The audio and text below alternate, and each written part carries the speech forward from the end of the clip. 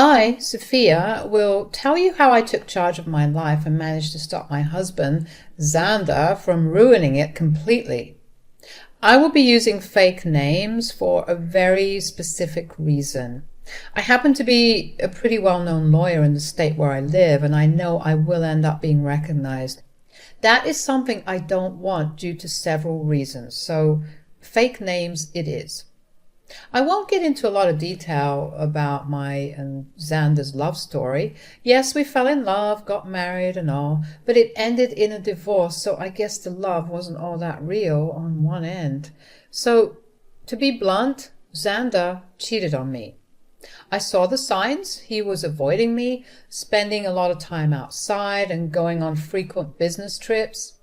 He did have a very big business, but I wasn't a part of it. I'm a successful lawyer in my own right, but Xander always considered me a failure because I didn't earn as much as him. Anyway, one fine day when he was away for another of his fake business trips, I decided to do some digging and found a secret Facebook account on my husband's old laptop. And my hunch was right. He was freaking cheating on me with some random woman. She was beautiful, and I knew that's what drew Xander to her. He has complained about my plain looks a lot. I don't even know why I continued this sham of a marriage. Probably because I was madly in love with him. However, the cheating was the final nail in the coffin. I was both heartbroken and mad.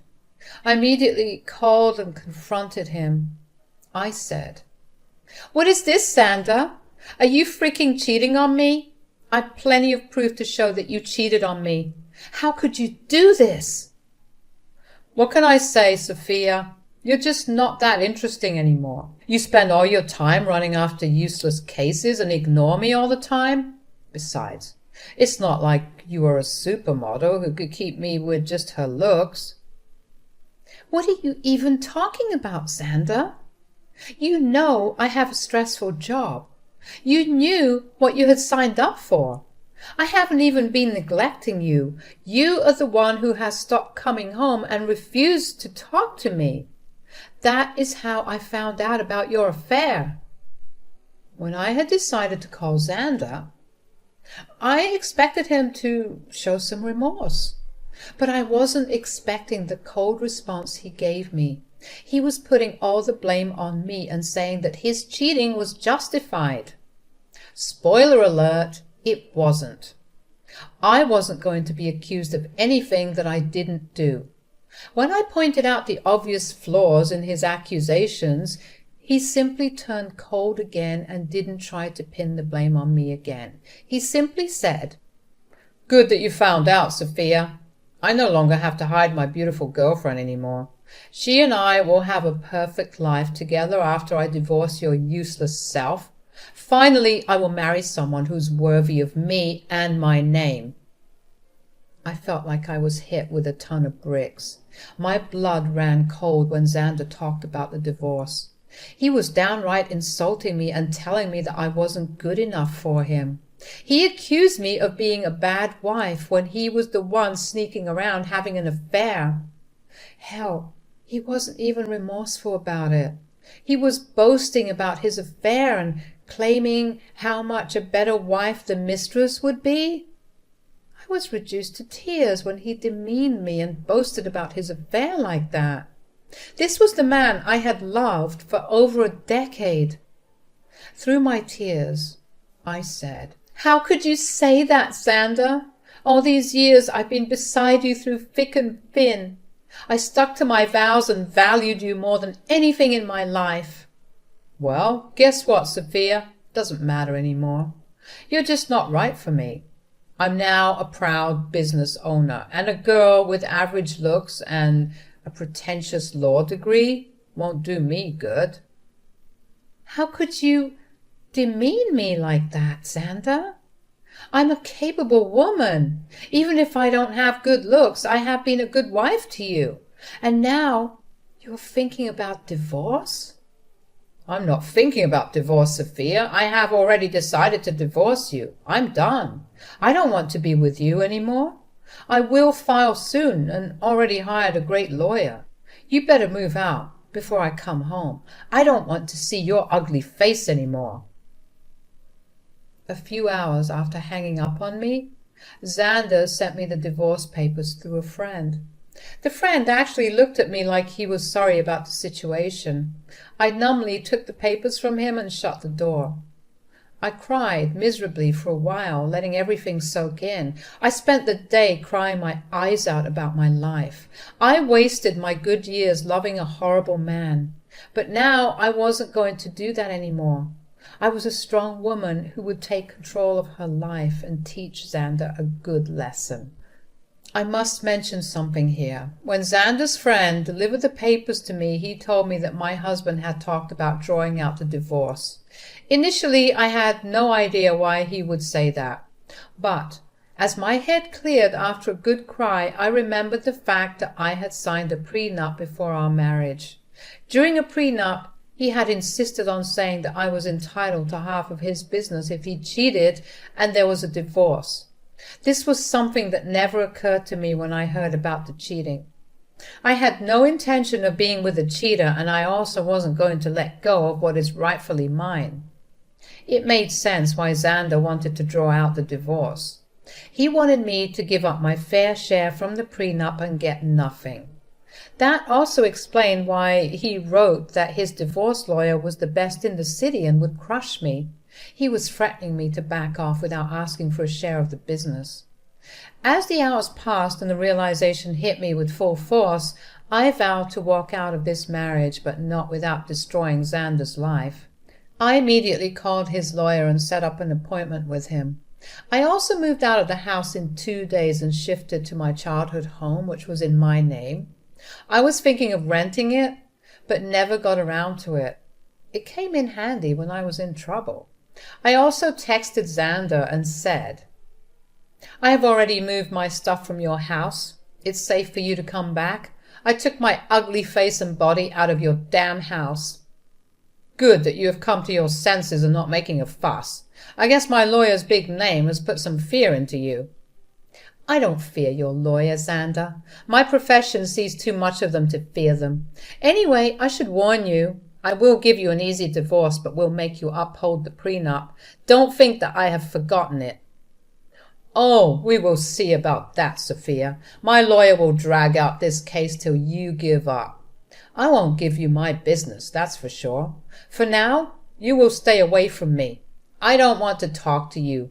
You can only speak to me through my lawyers now, and I expect you to empty my house." Xander's words had my blood boiling again.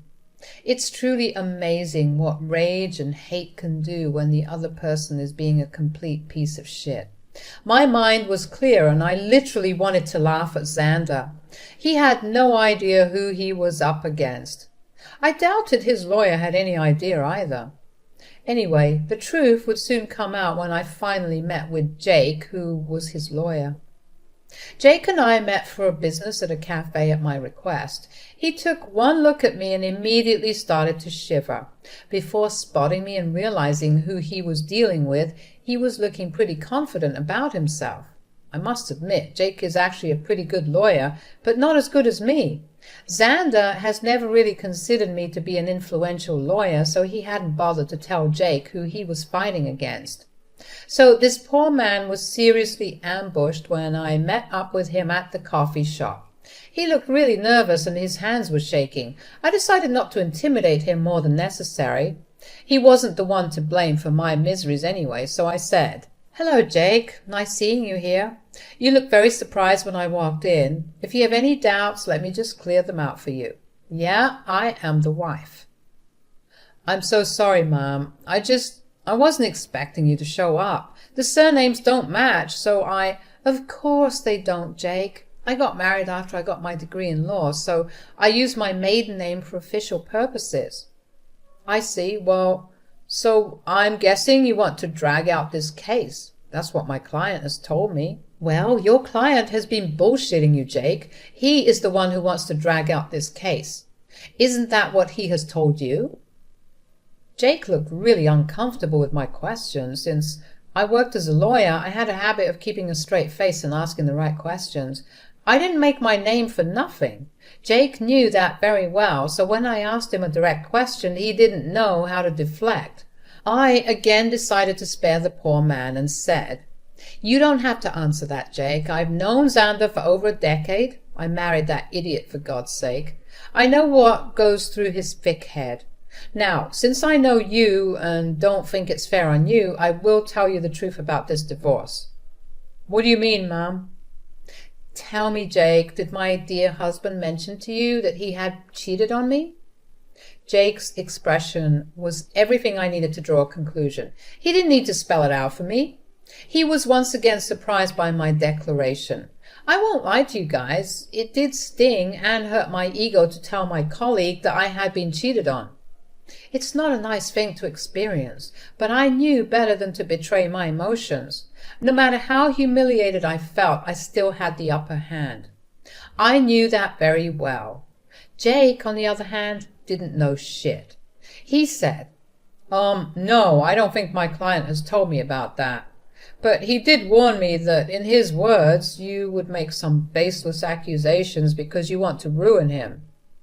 "Oh, you poor thing, Jake. Your client has played you like a fiddle, although it might make you happy to know that Xander thinks you are one of the best lawyers out there."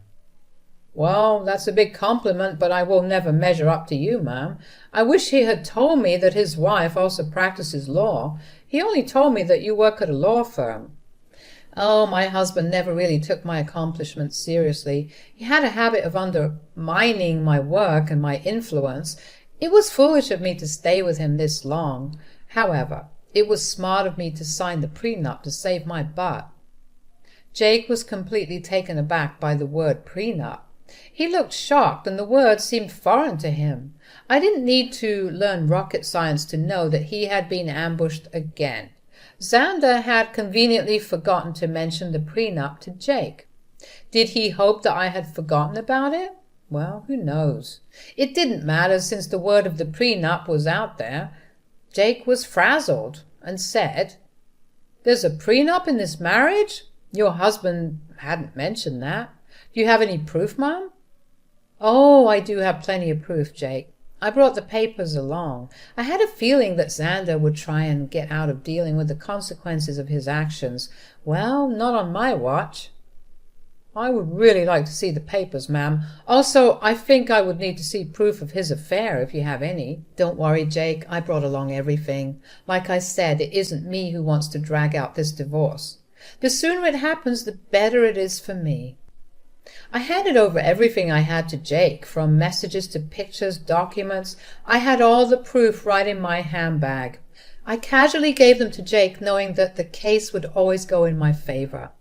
Jake studied each and every document thoroughly before signing and looking rather defeated. He then looked at me and said, "I see that you have solid proof of everything, ma'am.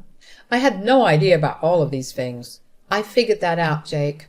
Also, I know how difficult it is to work with unreliable clients, especially when the opposite party has an equally strong lawyer for their case." "You're right about that, ma'am. I think that's all I needed to talk about today. I believe I need to have a serious conversation with my client before I decide to proceed with his case. I'm sure someone will contact you soon, although I can't say that it will be me." I could tell what Jake was hinting at, but didn't comment on it. I thanked him for his time and proceeded to walk out of the cafe. I went straight to work and started to prepare my own documents for the divorce. All the lingering sadness was gone. Now there was this rage within me that was driving me to make sure Xander suffered for what he had done. And I knew he had no way out of this mess he had created. It took Xander one day to get back to me. He called me on my number despite telling me not to contact him directly. It was funny but not surprising. I knew he would find himself in this situation. He was a freaking moron. When I answered his call, he sounded very pissed off. He said, "What the hell did you say to my lawyer, Sophia?" My, look who's calling after telling me to stay away. Now, what happened with your lawyer, Xander? "Stop playing around, Sophia. Tell me what you told him that made him quit today." "Your lawyer quit today?" How sad, Xander. I guess you should have been upfront about your situation and who they would be fighting against. You don't know what you're saying. You are a freaking nobody. I won't let you take away my family business. Oh, I would like to see you try, Xander. I will hire a better lawyer and de-stout you. Just wait and watch. I will destroy you in court. You will come to me begging for mercy. Well, sounds like a plan, Xander. Good luck with that. But a word of advice from a lawyer. Remember to tell your new lawyer about your affair and the prenup. When I said that, Xander simply hung up on me. It made me chuckle. He was in deep trouble, but still didn't know it.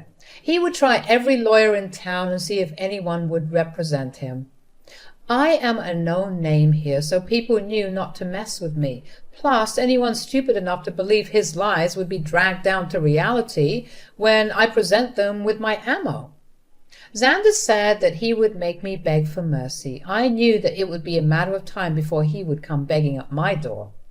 I was right in thinking that Xander would be back begging at my door. He literally had no other choice. One fine morning, while I was getting ready for work, there was a knock at my door. I was a little confused about who showed up at such an odd time. Imagine my surprise when I opened the door and found my soon-to-be ex-husband looking forlorn and weary. I invited him in because I didn't want a scene outside my home. I was already dealing with enough. When he came inside, I said, "Make it quick, Xander. I don't have enough time to waste on you. I don't even know why you're here. We were supposed to strictly communicate through lawyers only." "Yeah, about that. I haven't found a good divorce lawyer yet." "Oh, that's sad for you, Xander. You better hurry up because I hear that your mistress has been dying to marry you." "I'm not worried about her anymore." "Listen, Sophia, we need to talk. You have been sabotaging my lawyers so that they wouldn't take my case. That is very unfair." I immediately laughed when he said that. I couldn't believe that Xander would have the audacity to pin the entire blame on me. That again showed how little he valued my profession. He thought that just because he was willing to throw money, people would pull at his feet. I said, "Oh dear, that's an amazing joke, Xander. Let me just clear that misconception for you. I haven't been sabotaging anything. It's your stupidity that's causing trouble." "I don't understand. What did I even do?" "Should I remind you how you lied to your lawyers about the affair and the prenup? That is enough to make them look like a fool in court.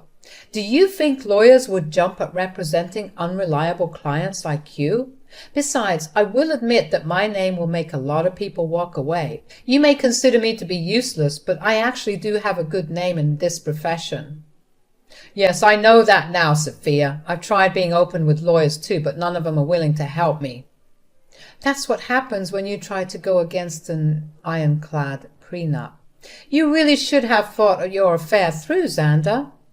Not that it matters now, the damage is done. No sane lawyer would fight for your cause. You would be giving me half of your business." Xander's facial expression said it all. He didn't want to lose his business. I mean, that's why he tried to pick a good lawyer and drag out the divorce. He wanted to keep me hanging long enough till I would snap and just leave him alone without demanding half of his company. But after a few days, it became clear to him that no one would take his side. Hell, he was even finding it hard to find any lawyer who would go against me. So he did what he thought was his last resort. He started to cry and beg. "Sophia, you know how much this business means to me. Please don't do this. You can take everything else, but please don't ask to split the business." "Why not, Xander? You were the one who put in the clause of splitting the business in case you cheated. You think I will go off my rights that easily? I deserve it after the betrayal you threw in my face." "It was all a mistake. Sophia, believe me, I have actually put my relationship on hold because I know what a big mistake it was. Maybe, just maybe, we can give this marriage a try. I can say for sure that this hurdle will only make us stronger." Xander's words made me laugh out loud again. The freaking audacity of this man was unmatched by anyone I knew. I really didn't know what to say. He was actually asking to get back together as if I would be stupid enough to do that. I did know that he had put a pause on his relationship with his mistress. The rumors were out that the mistress was not happy, and neither was Xander. But if he thinks this will make me go back to him, he is dead wrong. I already made that mistake of marrying a piece of shit and learned my lesson the hard way. Plus, I knew why he was suddenly desperate to get me back. I said, "You must be delusional for suggesting something like that, Xander. I didn't come this far in life by being utterly stupid. I know that you want to get back to me because you don't want to split your business. Sophia, we were happy together. Let's just look past this one time and restart our marriage. I will cut off my mistress, I swear." There's no reason to do that, Xander. Believe me, that woman is going to start running once she finds out that you won't be very rich after the divorce. As for me, this is my golden chance to get out of this sham of a marriage. I must thank you for showing your true colors before we had kids. Now you will reap what you have sown. With that, I was pretty much done with my piece. I immediately stopped talking while Xander kept begging and pleading with me not to take his business. It was rather pathetic scene, but it didn't move me at all. Instead, it made me think of the times I went to bed crying because this piece of shit I call my husband decided to bang someone behind my back. Seeing Xander in a vulnerable place only gave me satisfaction and completed my revenge. Now I simply needed a clean break to start afresh. Well, I definitely got more than what I had bargained for. Karma hit Xander hard and fast. He tried for weeks to change my mind and try to make me come back home. I turned a blind eye to everything simply because I wasn't interested in his drama. I was ready to move on. Since he had filed for divorce already, I hired someone from my firm to represent me. I'm not a divorce lawyer, so I couldn't do it myself. Besides, I wanted as minimum interaction with him as possible. After a month of trying to change my mind, he was forced to get a lawyer and ask for a clean break. He knew that if I took the case to court, he would only face humiliation and ultimately waste money on lawyers appointed by the court. So he receded and asked for a mutual split. The prenup made it super easy for me to get the divorce. I had plenty of proof to show everyone that Xander cheated. As per the prenup, he was supposed to give up half of his business to me. He wasn't happy, but there was no way out. So he signed over half of it to me. We did give him an offer to buy me out, but he had no money. Now, why would a big business owner like Xander have no money? It's easy, guys. He had spent it all on his mistress, who is now not taking his calls or texts. I guess she figured out that he won't be rich anymore. But now no one is willing to date her because they know what a gold digger she is. What goes around comes around, I guess. Well, the mistress was the least of Xander's troubles. With half of his business gone, his earning was severely reduced. He had to sell his house because he didn't have much money to maintain it or even pay the mortgage properly. He's currently renting a condo that is a serious downgrade from the big mansion he stayed at. He did try to get back with me again in the hopes of regaining full control of his business. Well, safe to say that is never happening. He now either has to continue the way it is or manage to save enough money to buy me out. If you want to know about me, I'm actually doing pretty well. I have appointed someone to take care of my share of Xander's business, and so far things have been amazing. I ended up upgrading my lifestyle by buying a new mansion due to my combined income from law practice and business. Things are going well. I'm living my best life, and I honestly couldn't be happier. All in all, the divorce played out well for me. Instead of getting played by my ex-husband and his mistress, I ended up ruining their lives and bettering mine.